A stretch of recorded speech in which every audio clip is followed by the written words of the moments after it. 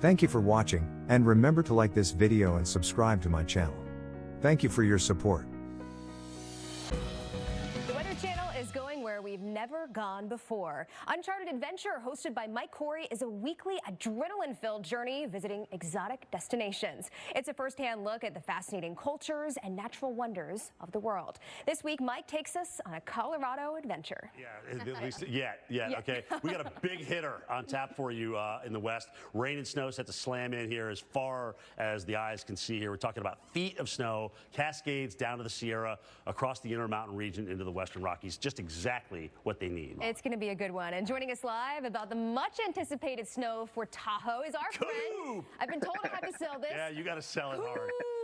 It's good to see you, my friend. Dude, look at you. Good to see you guys. I mean, you know what? Usually we wait till the end of the segment to ask him what his stoke level is, but the look on his face right now, you can't even hide it, Coop. No, he can't.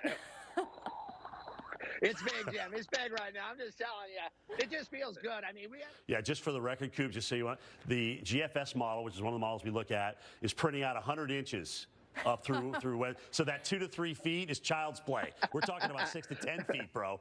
And when we're talking 6 to 10 feet, which, right. My goodness, you need it. It's well-deserved. How is that going to impact the Tahoe area? Well, I haven't heard that number yet, but that 6 to 10 feet, that's going to put it into the extreme category. And with everybody's anticipation and the eagerness to get out and about, whether they're on, I can't wait till next week. You just took the stoke level and you just threw it off the charts. Cranked it up there. So this is the kind of snow event that you bring your snorkel through.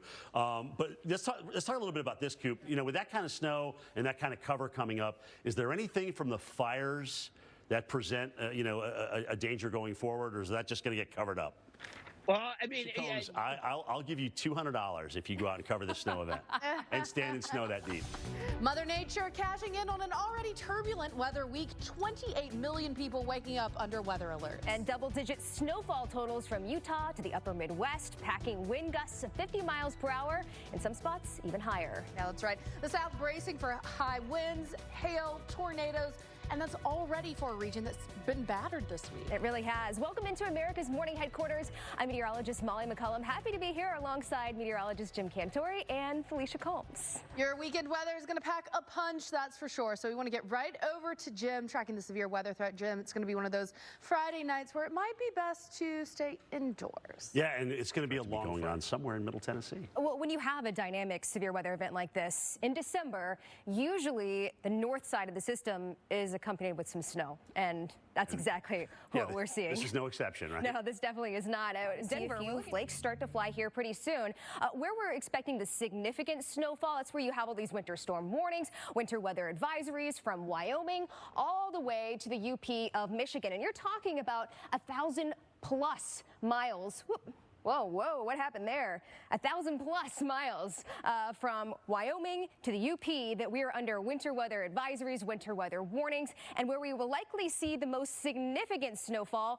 That's from Mankato up to Eau Claire, where we could see some double-digit snowfall amounts.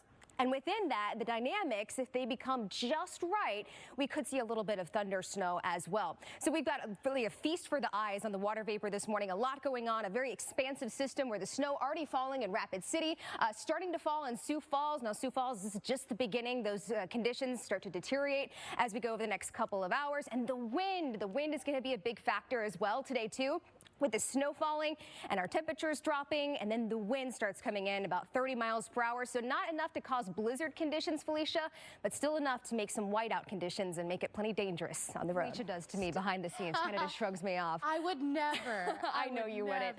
Let's get you out the door this morning, and any travel woes that we might have across the country. So far, we're looking pretty good. I mean, we've got some de-icing going on up in the Burlington, Vermont airport. We do have some light turbulence coming out of New Mexico. But that's really going to be the area that kicks off the severe weather for later today. It's going to be those dynamics that start to shift to the east.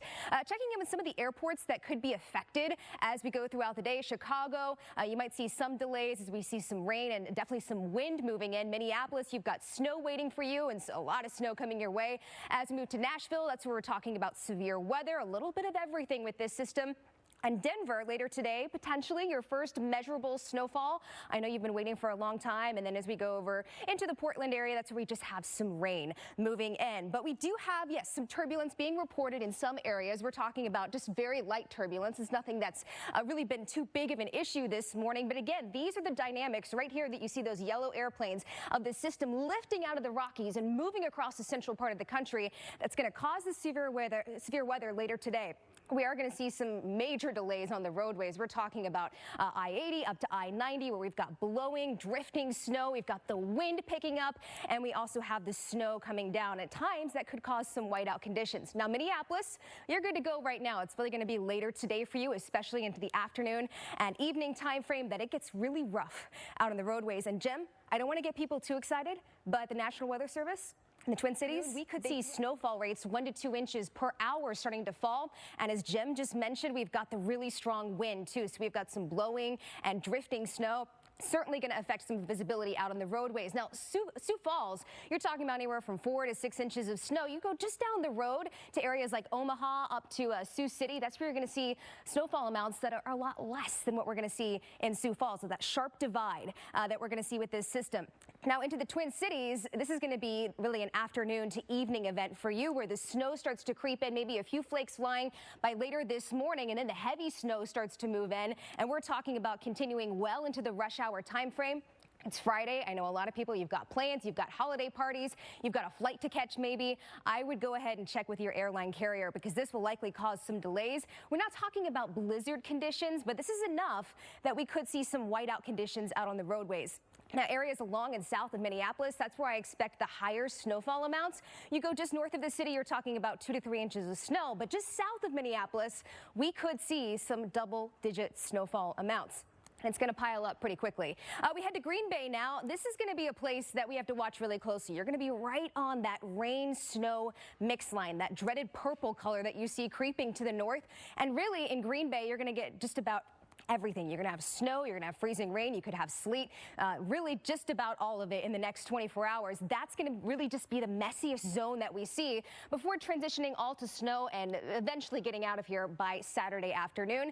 But you can see once again that sharp cutoff of snowfall amounts in Green Bay. I don't think will amount to a whole lot, because we will see that.